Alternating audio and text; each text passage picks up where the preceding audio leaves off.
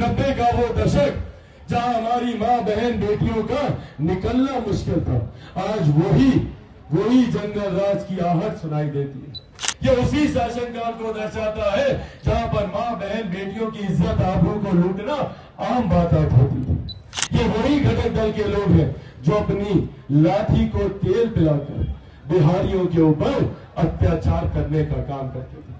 नमस्कार, आप देखना शुरू कर चुके हैं लाइव सिटीज को। मेरा नाम अभिषेक है। उजियारपुर लोकसभा सीट से नित्यानंद राय ने आज अपना नामांकन किया है, जिसके बाद जन आशीर्वाद सभा आयोजित की गई थी। इस दौरान सम्राट चौधरी जो बीजेपी के प्रदेश अध्यक्ष है, साथ साथ डिप्टी सीएम भी हैं, उनके साथ साथ चिराग पासवान ने भी जमकर हमला बोला है। लालू यादव और तेजस्वी यादव पर जमकर हमला बोला गया है। 1990 से 2005 सरकार को लेकर जमकर निशाना साधा है, जंगल राज तक की बात कही है और नित्यानंद राय के समर्थन में वोट मांगा है। क्या कुछ कह रहे हैं चिराग पासवान, साथ ही साथ सम्राट चौधरी और नित्यानंद राय, पहले आप वो सुनिए। भेजना जो कल को जाकर प्रधानमंत्री जी के बगल में बैठकर आप लोगों के विकास के कार्यों को अंजाम तक पहुंचाएंगे, जैसे आदरणीय नित्यानंद राय जी आज तक पहुंचाते रहे। एक ऐसा सांसद आपका जो मुख्यमंत्री के बगल में बैठकर आपकी तमाम समस्याओं का समाधान कर सके। पर अगर कोई ऐसा नेता आ गया तो वो 5 साल तक जो विपक्ष के हैं, वो 5 साल तक से इसी बात का रोना रोएंगे कि हम लोगों की सुनवाई नहीं होगी। ये बात मैं इसलिए बोल रहा हूँ क्योंकि ये मंडली अभी आएगी आप लोग के बीच, सब लोग आएंगे।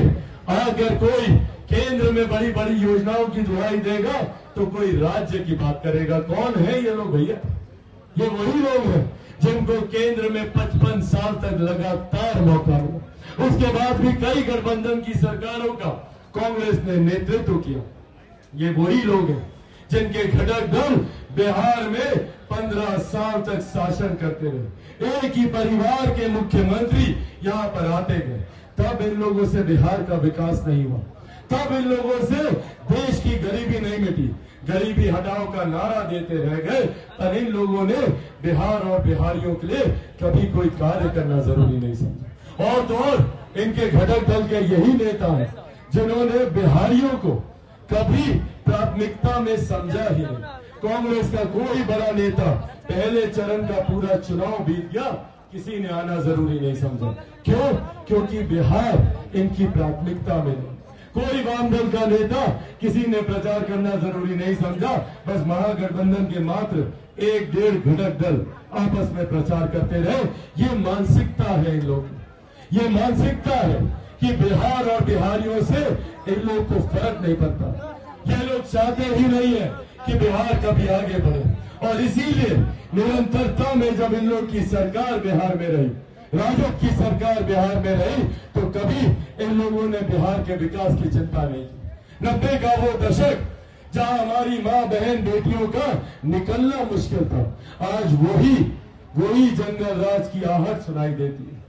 आज जब चिराग पासवान के परिवार तक को गाली दे दी जाती है तो ये इनके अहंकार को दर्शाता है।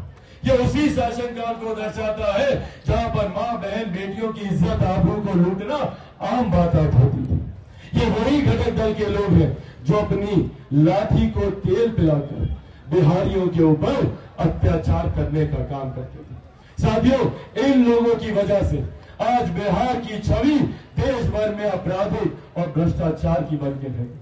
चिराग पासवान ने आज मुझे गर्व होता है ये कहते हुए, इस मंच पर मेरी बहन शामली यहाँ पर मौजूद है। ये वो चेहरे हैं जो देश और दुनिया के सामने बिहार का प्रतिनिधित्व करने चाहिए। ये वो नाम है, ये वो पढ़े लिखे चेहरे हैं जो कल को भारत की संसद में जाएंगे और आप लोगों के विषय को उठाएंगे तो देश भी देखेगा, दुनिया भी देखेगा कि ये पढ़ा लिखा बिहार है जिसका प्रतिनिधित्व आज तक किसी ने होने नहीं दिया। इसमें कई सरकारें आई, लेकिन किसी सरकार ने काम नहीं किया।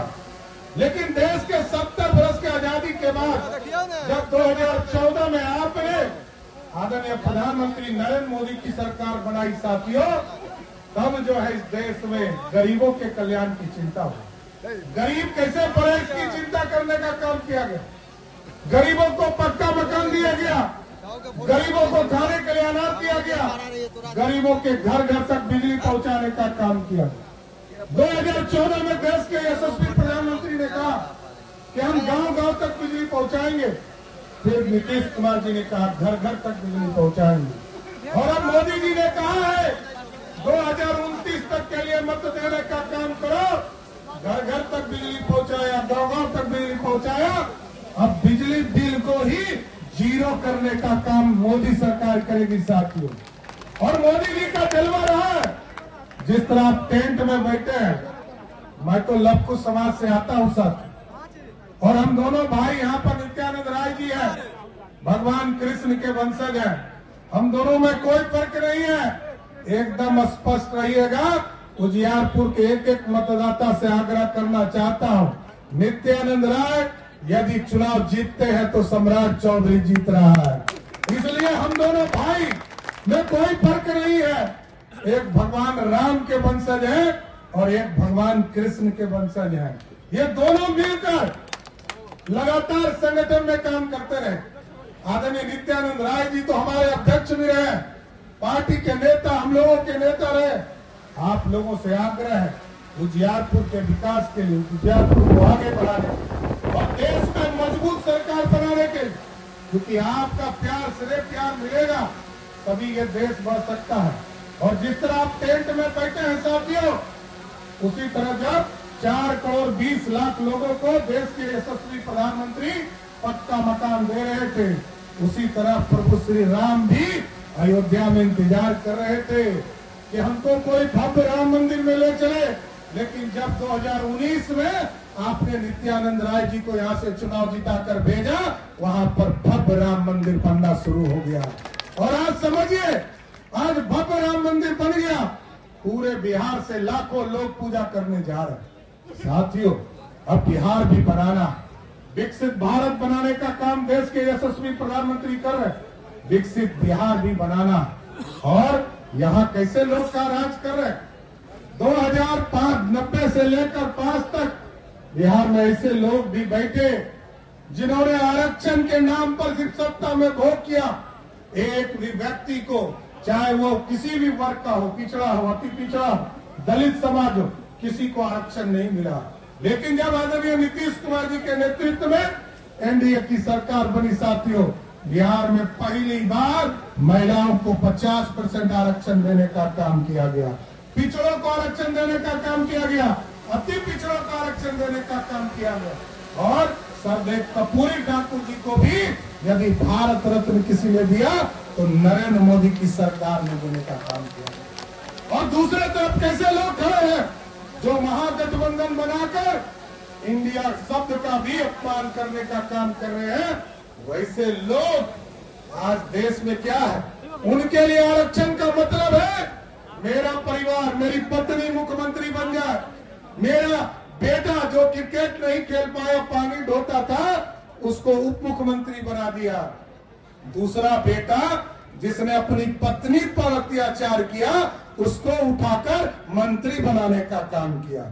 जब हमारे सांसद ने, भाजपा के सांसद ने उनकी बेटी को चुनाव हराने का काम किया, तब उन्होंने कहा मेरी बेटी को राज्यसभा भेज दो।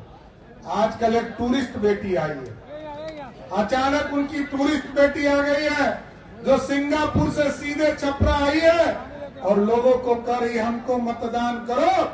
हम तो ये जानना चाहते हैं कि ये जो 5 बचे हुए परिवार के सदस्य हैं, उनको किन किन विधानसभा का टिकट देने वाला है, ये तो बताए लालू जी।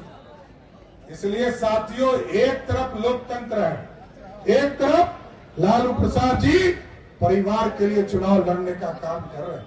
इसलिए आर्थिक कहा नित्यानंद राय जी ने पूरी ताकत के साथ इस देश को बढ़ाने का काम यशस्वी प्रधानमंत्री जी कर रहे हैं। और नित्यानंद जी गृह राज्य मंत्री हैं, आदरणीय अमित शाह जी के साथ काम कर रहे हैं, देश के प्रधानमंत्री जी के साथ काम कर रहे हैं। लेकिन जब सोचिए साथियों, पाकिस्तान के तरफ से एक चुटपुटिया बम भी गिर रहा है तो हिंदुस्तान के तरफ से तोप का गोला गिरवाने का काम आज नित्यानंद जी और अमित शाह जी की सरकार कर रही, प्रधानमंत्री नरेंद्र मोदी की सरकार कर रही। और आज भारत इसलिए श्रेष्ठ हो रहा है, आज दुनिया में समझिए कैसा धमक है। जब रसिया और यूक्रेन की लड़ाई हो रही थी तो लोगों को चिंता था कि बिहार के बच्चे, देश के बच्चे कैसे लौट कर आएंगे। लेकिन प्रधानमंत्री नरेंद्र मोदी जी ने फोन किया पुतिन जी को, कहा युद्ध रोको, और युद्ध रुक गया। युद्ध जब रुका तो हमारे बच्चों से पूछा गया कि आप हिंदुस्तानी कैसे हो, तो प्रधानमंत्री जी ने स्पष्ट तौर पर यहां से बताया पुतिन जी को कि भारत के बच्चे जब तिरंगा दिखाए समझिएगा कि हिंदुस्तान के बच्चे हैं, और इस हिंदुस्तान के बच्चे तो निकले ही, पाकिस्तान और बांग्लादेश के भी बच्चे निकल गए साथ। इसलिए आज भारत को श्रेष्ठ बनाने के लिए, देश को आगे ले जाने के लिए आदरणीय नित्यानंद राय जी को और संभवी चौधरी जी को आप एक एक वोट देने का काम कीजिए। 13 तारीख को वोट पड़ने वाला है। एक एक वोट जब नित्यानंद राय जी को और संभवी चौधरी जी को देंगे, जैसे ही यहाँ वोट देंगे 4 तारीख को रिजल्ट आएगा और देश में मोदी जी की सरकार बन जाएगी और मोदी जी प्रधानमंत्री बन जाएंगे। सर एकदम विश्वास रखिए, ठीक कहा चिराग जी ने, डबल इंजन की सरकार आज 2 चीजों के लिए कमिटेड है। एक, बालू माफिया, शराब माफिया और जमीन माफिया, ये पूरी तरह हम लोग लिस्टिंग करने का काम कर रहे हैं। एकदम स्पष्ट रहिए, चुनाव के बाद या तो वो समस्तीपुर और रोसड़ा के जेल में बंद होगा, नहीं तो बिहार छोड़कर जाना होगा। इतना जरूर स्पष्ट करना चाहता हूं। भारत माता की। भाइयों बहनों, सुनने तो जिनके लिए आए हैं उनको सुने, और एक हमारे आज माननीय सम्राट जी को आगे सुनेंगे। हम तो आपसे आशीर्वाद लेने के लिए आए। आज दिन है हनुमान का, तो दिन है स्वतंत्रता सेनानी बाबू वीर कुंवर सिंह का। आज के ही दिन हिंदुस्तान ने अपना एक रिकॉर्ड बनाया था अपने राष्ट्रीय तिरंगा का। दुनिया में सबसे ज्यादा एक साथ तिरंगा लेकर देश प्रेमी खड़ा हो गए थे जगदीशपुर के मैदान में माननीय गृह मंत्री जी के साथ। तो आज वह भी कुछ हम नहीं बोले। विकास की बात तो लोगों ने कहा है, 1 मिनट में बताएंगे। किसानों के खातों में 364 करोड़ उजियारपुर में गया है। 1,40,000 से ज्यादा किसान भाइयों को प्रधानमंत्री किसान सम्मान निधि से पैसा आ रहा है। कितना? 364 करोड़ से ज्यादा। और एक तरफ प्रत्याशी हैं, मित्र हैं हमारे, लेकिन हमेशा मित्र बहुत अच्छे हैं, लेकिन बचपन से ही गड़बड़ करने की जिनकी आदत है वह प्रत्याशी महागठबंधन वाले। एक तरफ प्रधानमंत्री जी ने 364 करोड़ किसानों को भेजा, और एक तरफ हमारे मित्र नाम लेके छोड़ दे, ले भी लेते हैं। उजियारपुर के बाहर नाम नहीं लेंगे, प्रत्याशी है, ले लेते हैं। 100 करोड़ किसानों का पैसा उन्होंने चट कर गया, घोटाला कर दिया। उसका नाम है श्री आलोक मेहता जी। मित्र है हमारे, मित्र है। हम लोग बचपन में स्कूल में कभी कभी जाते थे, अलग अलग पढ़ते थे, लेकिन बात होती थी तो हम लोग किसी का पेंसिल चुरा लेते, वही दिखने में पेंसिल है ना हम लोग बोलते, और दूसरे का पैसा चुरा लेते थे, है ना? पहले से है। तो हम भी जानते हैं, जैसे आप लोग जानते हैं। ये बात जानते हो ना आप लोग?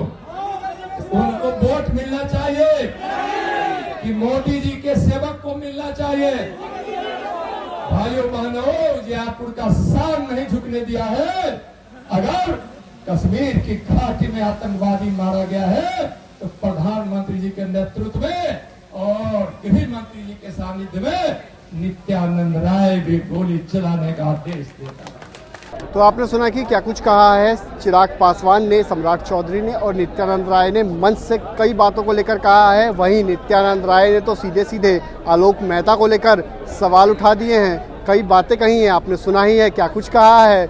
और अब देखना होगा कि उधर से जवाब क्या कुछ आता है। फिलहाल चिराग पासवान ने तेजस्वी यादव पर जमकर हमला बोला है, गाली को लेकर काफ़ी लगातार वो गुस्से में है। लगातार हर मंच से वो कह रहे हैं जिस तरीके से वीडियो वायरल हुआ था उसको लेकर लगातार आरोप लगा रहे हैं और आज भी उन्होंने यही बात कही है और साफ साफ कहा कि जंगल राज की आहट सुनाई दे रही है। तो अब तक का सबसे बड़ा हमला माना जा सकता है। चिराग पासवान ने मंच से तेजस्वी यादव पर सीधे सीधे हमला बोला है। तो देखने वाली बात होगी कि आगे क्या कुछ होता है। फिलहाल बने रहिए लाइव सिटीज के साथ।